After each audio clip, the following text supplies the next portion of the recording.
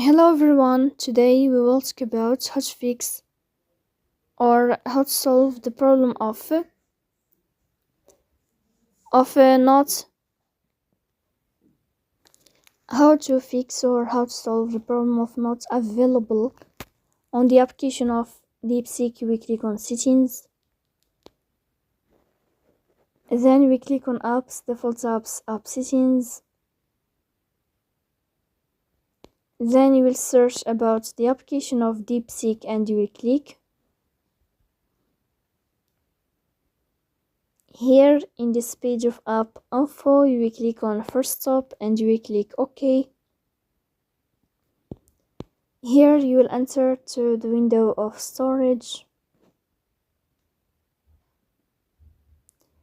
Then you will click on clear cache. In the end, you will turn off your phone and you will restart your